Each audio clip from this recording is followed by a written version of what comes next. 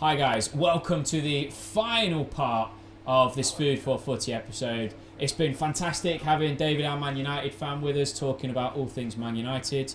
And, you know, what an amazing place we're in. Europa, on Melton Road. Some fantastic Portuguese food. We've loved it, haven't we, Murchy? Oh, it's been fantastic. Yeah. It's just been a great afternoon. Huge thank you. Yeah.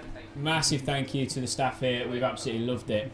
Right, so this is now my favourite segment that we do on here, Food for Footy. It's Outside the Box. And David, it's your debut on Outside the Box. Oh, yeah. Let me just refresh the viewers, because we haven't done this for a while. Yeah. So we call this the Roberto Carlos free kick. 9 times out of 10, it's in the stands. But then there's one that defies the laws of physics and flies straight into the top corner. So it's going to be Murchy, who's been on a good scoring run recently, versus David in a Man United outside the box special. Yeah. So you guys are going to give me your Man United statements. We're looking for things that exactly what it says on the tin. It's outside the box. It could happen, probably won't. Okay, so I made my first one in the first pod where I said there's a world where all 3 promoted teams could stay up. No chance. Exactly. Yeah, It no looks a bit chance. stupid now, but back then it was an outside the box statement. Yeah. So what I'm going to do is I'm going to listen to what you guys say. I'm either going to give you a goal, and the winner is the person with the most goals, obviously. You might get a yellow card, in which case you're on thin ice. Yeah. Or you might get a straight red. So, you know, I'm putting it out there. If any of you turn around and say that I'm going to say something about Antony. well, in fairness, yeah, you're anti. I might do. If you turn around to me, David, and you said Amarin is going to come in and we're going to win the league this year, I'm giving you a straight red chance. for that. That's not happening. No. Listen, man, stranger things, man. But let's see what you guys have got. So, who wants to go first? I don't mind. Do you want to go first? I'll go first. You go first. Go on, let's see you You're the box. guest, mate. You're the We're guest. in top 4 and Europa League This year? season? this season. Wow. This season. I got to We're not too far. We've got points wise. You think you finished top 4 this year? Listen, let me give you the national Yeah, answer, go. So I think we're about five points off. Mate, you're 3 Arsenal. points off us. No, 5. Yeah. We're 5 points awful. off Arsenal. 5 points off Arsenal, I believe. Yeah. So with that, You're saying it's Arsenal are gonna be finishing turnover. 4th this year? No, then? but I'm saying if we're looking at the benchmark, what Arsenal have been doing in terms of the last couple of years, they've been in that zone. Yeah. And they've been in their company. Yeah, You yeah. get what I'm trying to say? For us to get to Man City, we need to be able to come with Arsenal first. Yeah, And I think, okay. you know, if we can get some consistency in there, we get some good results in there, we get some goal scorers in there. Yeah. Then, I think we can get there. We're at top 4, and let's be honest, man. To the end of the season, that top 4 is always open. You know, it's always been there. For you to get a slot, it's not that difficult. You just need to be consistent. Right, I've got to ask before I give my judgment on this. Who you finishing? Who's not in the top 4 then? So who, if Man United can get Villa. it, who would be above you? Who's say- gonna be above me? So you're I going to think- say Man United are going to finish 4th, yeah? Yeah. I don't know the order. I'm not going to say an order. I'm yeah. not going to say an order, but I think Liverpool's obviously going to get in there. Let's be Yeah. honest. Man City gets in Yeah. there. Yeah. And I'm not too sure about the next one, but I think we get in there. I think Arsenal are going to have a drop off. I said this, mate, I and I think agree they're gonna with you. have a I drop-off. think they'll finish 4th this year. They can't I have really to. But then do. you think that I think Amarin Chelsea are a will better get- side than you, though. You think? Yeah, right now. Yeah. You're right now. I agree with that. So that's what I mean. So how do you Right now, I agree with that. But again, what's going on In with 10 the games league time, it could be is different. And Okay. also, you've got to understand as well, Chelsea's got a whole bucket load of players. Yeah? Yeah. And as much as that's a good thing, that's also a bad thing as well. Yeah. You know what I mean? They're having like training sessions for their loan players that are playing at Cobham. Do you know what I mean? Yeah. There's a lot going on there, and that could easily go. It can derail. But I get. I think keep trying to think outside the box. Okay, it's definitely an outside the box shout. You're 1,000% right with that one. So what you Coming marking me then? fourth. I'm Is saying it- 4th and Europa League. I know. I think Europa League. The Europa League is a very, very good shout. That is one that I Very, was very going to good say. shout, I yeah. was going to say that. Very good shout. I'd almost argue it's possibly not outside the box enough, Yeah. given the thing. The top 4, just bloody hell. Right. This is why we ask these questions, yeah? My first Send him off. my first reaction was either going to give a card, but I'm listening to you. I'm trying to take my bias hat off, thinking about what you're saying. You're 5 points off Arsenal. If he comes in, if the players take. I mean, the first 4 games, who we got? We got Ipswich. You've got a good running. You've got very good running. That Bado You- Blitz or something. You've like got that. West Ham as We've well, got I West think. Ham in there. You know what I mean? And Yeah. the turnover could be. And remember, you got to think about Christmas as well. Had we had sacked Ten Hag in January, we would have missed that whole crazy period of fixtures in the December month. Yeah. Yeah. There's a lot of games to be played in that month. Yeah. A lot of things can turn over. And obviously, this is why I have hope as a Man United fan. Absolutely stumped me with this one. Absolutely stumped me with this one. Because, right, in theory, yes, you have time to do it. You're right. Sacking Ten Hag when you're done. We're in November. Yeah. How Sacking many Ten games you Hag when played, you're by the way? done. How many games you 11. Yeah. 11, so just games over done. that 10 goal mark. Yeah. 10 games. Yeah. So it's possible. I mean, I don't think your squad's anywhere near good enough. I think Tottenham have got a better team. But this is why you're getting this manager in. You're getting this manager to squeeze the quality out of the players. The players are there. The signings are there. You just got to make sure you squeeze it. Murchy, I can't even, because you're in this competition, I can't even lean to you and ask for your thoughts on this one. You can ask him. See Oh, what he mate. thinks. I just think United are closer to Leicester than they are the top 4 That's fair. That's fair. at the minute. Well, Murchy, me and you always get into it. Less than United. One of my outside the box, mate. You wait. Gary Monk's making an appearance. See, right, do you know what? I was torn. I've made my decision. I was torn. I was either going to go yellow card or I was going to give it a goal. You're going to give it a goal? Because it is a great outside the box shout. It is a great outside the box shout. And actually, do you know what? David made some fantastic arguments. I have to give it a yellow card, though, mate. You ain't finishing top 4. Yeah. You ain't finishing top 4. I don't You ain't expect finishing anything top different 4. from a Liverpool fan, let's be honest. Hey, I'm trying to take my bias out of this, Yeah. right? You're not. How off is your hat? You are not going to see any videos coming out from me No. with a mate of mine saying about all this sort of stuff like Yeah. cutie over there. Right. Yeah. Come on, Murchy, come on. Who was So I'm going back a bit. I think Man United would have been better off keeping De Gea than signing Onana.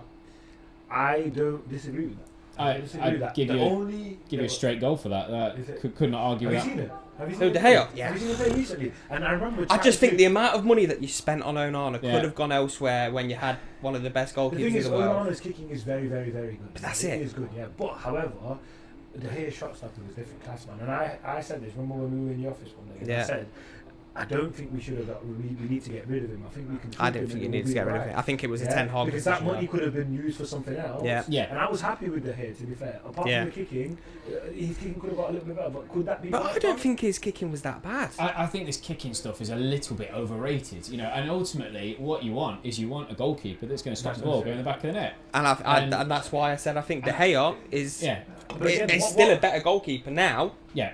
than Andre But Onana. at the time, he was just getting scapegoated. Every time a chance went in, oh yeah, he's not good enough. I think that was just the toxicity of I agree. Yeah. But I think actually, I think you both hit the nail on the head there. I think you invest the money elsewhere. yeah, And- and you needed it elsewhere. Yeah, and you need it elsewhere. All right, David, coming back to you. Uh-huh. You're 1-0 down. Okay. Controversially, potentially. Go on. 1-0 down. Yeah, so your next outside the box comment. I want to say. Just talk about Anthony, mate. I want to say Mention red cards, Obi maybe. Martin to get an appearance. Obi Martin, the lad I from think Arsenal. The guy from Arsenal. Yeah. Just come through on a free academy, 16-year-old. I think since he's come on, I think he's scored already in the academy for under 18s, I believe, about 7 goals already. Yeah, he scored 9 against you guys in the academy when he was at Arsenal. So when you're saying, had to get that point in there, didn't you? So when you're saying about are you saying make one appearance, or are you saying do like a He's gonna break into the I team. think he's going to break in. Man. I think Similar he's to got to Mainu, break in. or A similar sort of Yeah. way to I Mainu. think- I think the reason why that's going to be the case as well, strikers are always struggling. We haven't got that threat, that talisman, that bagsman. We haven't got that in any shape, way, or form. Xerxes barely scored a goal. Yeah. Højlund is too bothered. Again, he's got quality. I don't want to sound like I'm really like ripping into him, but no, there's something there with him. No, Højlund's a good player. he's more worried about like fighting with the centre backs and actually running behind Yeah. fielders and things. And I think for him, for Obi Martin as a young guy coming in, he's gonna have no fear. He's gonna come through. He's got great build. He's 6 foot plus as well. Yeah. and he knows how to hit the back of the net. Do you know what I mean? So I think he might have a good chance, especially if you play that 3-4-3 Well, with 2 10s close by. He's got a very similar build to Gyökeres. I mean, Do you know what I mean? I'm going to give you a goal because I think actually if you look at it, I think it's an outside. Obviously, a young player coming in is always Very a bit of an young, outside yeah. the box one. But Man United, do have a history of bringing through young players. Yep. You are a club that do give chances. You look at Man Utd, you look at Rashford, etc. So I'll give you a goal. And Give you a goal for that one one. thing I want to add as well, I think there's a reason behind us actually signing him, because again, First that team type promises. of player, that type of player we haven't been able to get, and especially from Arsenal, because I know Arsenal were begging him to stay. Yeah. But He's very highly rated. Exactly. Very and highly what rated. happened there, where he chose to come to United, and why did he choose to come to United? What was United offering him as a package because of those first team promises. to bring him along? But I think it is the first team promises. Right, go on then, Murchy. Back to you. It's 1-1. 1-1. So, my next one is again a bit Ten Hag focused. Oh, Ten Hag's finished. No, yeah. Chilling somewhere in No. Amsterdam. And you Or might wherever not it is. say it's a bit outside the box, and we've mentioned it already. But Man United would have been better off not giving him the summer and getting rid straight away after that FA Cup game. I don't think that's even outside the box. You reckon? I think that is. I know. what Some of the everybody- United. I thought- Some of the United fans we spoke to have said, "Oh no, he's the man." Yeah, obviously we beat City in the final. But is that like, and do you know what? I think that's it. I think the cup final really clouded a bit of judgment. And look, I think when you get a manager that's won a trophy, I think that clouds judgment. But I think even Man United fans before that cup final, who were expecting to be demolished. Yeah. I think they were expecting Ten Hag Well, to go. everyone was expecting him to be. We was in Marbella watching it, weren't we? We were, but guys, Yeah. one thing I'd say to you, like I told you, but I mentioned you before the final. What did I say? I felt like at the Liverpool game there was something in Yeah. I was at the Liverpool game. Yeah. That game was madness. It was horrible. There was a madness game. It was horrible. Should but have smashed you. when we were watching that final, I said to you before the final, what did you say to me? You're not going to get popped. Yeah, You said that I straight away. did think and that. I said Yeah. to you, what did I say to you? There's so I feel like since the Liverpool game, there's something there Yeah. that we're going to win it, and we took it. Yeah, but in terms of the Ten Hag thing, the reason why I think they kept him around was to try and break that cycle and maybe allow him that 1 year to break him and hopefully his plans would have come through. And again, I'm using the word hopefully, so when we're thinking about United, you might be thinking, well, these guys get paid a lot of money, they should be getting it right, 100%. I get that, yeah. But however, that's what I think the cycle was, and that's what that's what I thought they were trying to break in terms of by keeping him there was a cycle, and I thought the process was of that. So if they give him that 1 year, maybe he does okay, maybe he pushes on with the players that he gets and manages to break into the top four, and then from the top four get a little bit closer. They allow him to have an extra year, and then maybe from there potentially another 2 years, and then something else. Maybe hopefully he comes out with something better than he has done the previous 2 years. Yeah, the previous year, sorry. Because the first year, like I said, he came third, and it was okay. The football was okay. We gave him a chance. We were relatively happy. We beat some teams along the way. We got popped by you lot as well. I think when that one 7. It was 7, wasn't it? We got the 7. Yeah. I wasn't going to mention it. I That's was fine. I just don't going to mind. leave it. Football's football, like That you know, was- you that got- you was got his face thing. it. I was going to leave that Yeah. quiet. But right.